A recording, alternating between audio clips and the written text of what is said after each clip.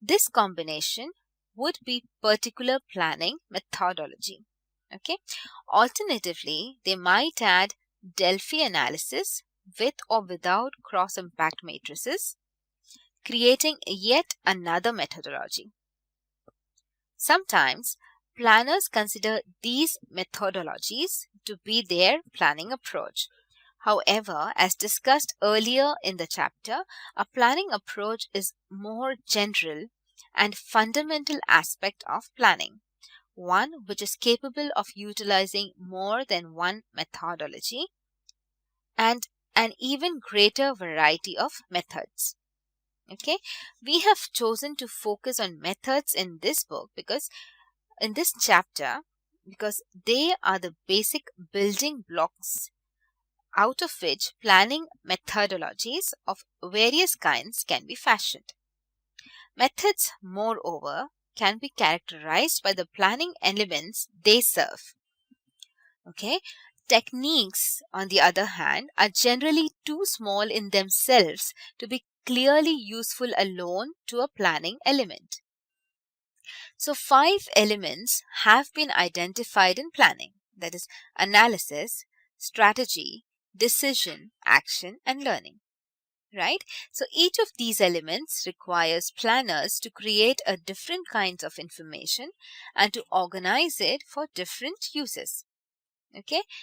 Thus, most planning methods can be categorized as most useful for one or more of these elements, given the information processing requirements of each element and the unique characteristic of each method in terms of the kind of information created and organized. Okay?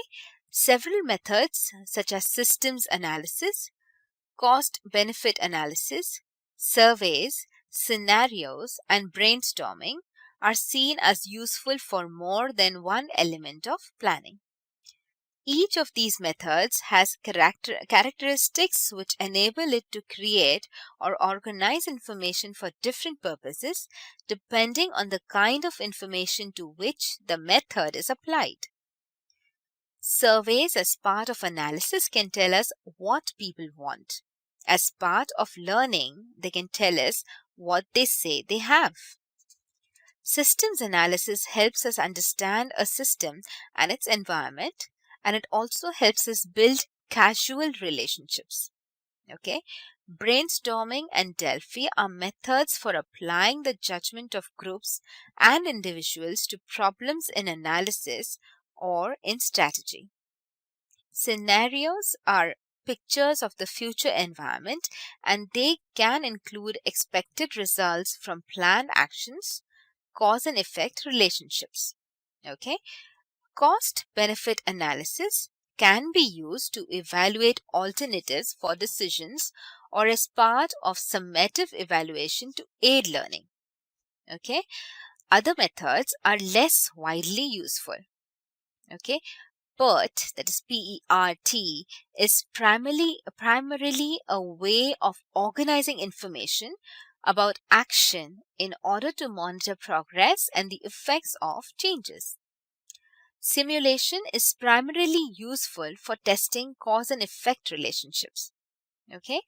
Zero-based budgeting is clearly a decision method. Okay? Each method has its own sets of costs and benefits. Okay? Some require considerable resources in skill, in information, and in time.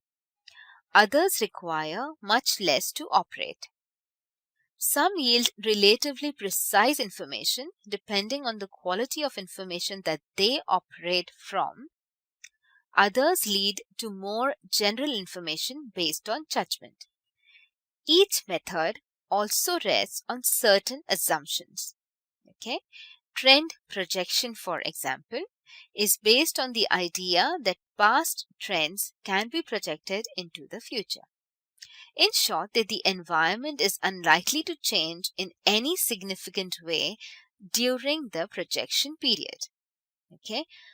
Delphi assumes that collective judgment of experts provides reliable information about the future. Zero-based budgeting assumes that decision makers will make choices based on comparison of costs and objectives for different activities. The costs and benefits and assumptions of the methods in this book have been, of this chapter has been explicitly laid out to aid planners in choosing among them. As discussed earlier, different planning approaches tends to lead to different methods, correct? So a primary reason for this is that planning approaches themselves rests on different assumptions about the system and the environment. Under a rational or a comprehensive approach, planners assume a relatively stable environment for the period of the plan. Trend projection, discounting, and zero-based budgeting share this assumption, as well as the assumption that a relatively extensive database is available or can be assembled, right? This planning approach and its associated method also assumes a relatively high level of resources for planning, particularly in terms of planning skill and time to use methods. By way of contrast, incremental planning assumes that the environment is too complex to be known well, that reliable information is hard to get, and that relatively fewer resources are available to planners. Judgmental techniques such as brainstorming and scenarios fit better with this approach. Under some planning approaches, including incremental planning, planners may tend to use methods informally, right? So that is, they may use the ideas behind methods without the collection of extensive data and the formal application of techniques. Cost benefit and cost effectiveness analysis often seem to be used this way in certain kinds of communication planning. In other planning approaches, notably radical planning, central assumptions clash sharply with the assumptions of most methods, and few methods are used. Most methods help planners impose order of one kind or another on an essentially chaotic environment. Okay, radical planning may find this need to impose order contrary to the high value it puts on radical change.